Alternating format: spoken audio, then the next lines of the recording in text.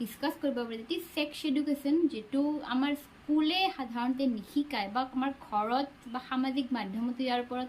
কোনো ধৰণৰ শিক্ষা আমাক প্ৰদান কৰা নহয়, যাৰ কাৰণে কিশোৰ কিশোৰীয়ে অতি কম বয়সতে দিশ হাৰা হৈ পৰে। তেওঁলোকে এইবিলাক যে ইম'চনেল ইণ্টিমেচি আমাৰ যে কৈশোৰ বয়সত আমাৰ ফিজিকেল চেঞ্জেছ কিছুমান আহে বা ছুচাইডেল এটেম্প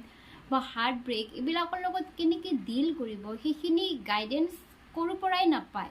আজিকালিতো বাৰু মোবাইলৰ যুগ, গতিকে আমি যি বিচাৰোঁ নিজেই চাৰ্চ কৰি ল'বও পাৰোঁ, বাট ষ্টিল সেইখিনি জ্ঞান যদি আমি কোনোবা অভিজ্ঞ ব্যক্তিৰ পৰা লাভ কৰোঁ তেনেহ'লে মই ভাবিম এইবিলাক যে কিশোৰ কিশোৰীয়ে কম বয়সতে তেওঁলোকৰ ধাউতি যিটো আমাৰ মানা কৰা আছে এই ধাউতিটো নিশ্চয়কৈ কমিব আৰু তেখেতসকলে বুজি উঠিব যে how to deal with it.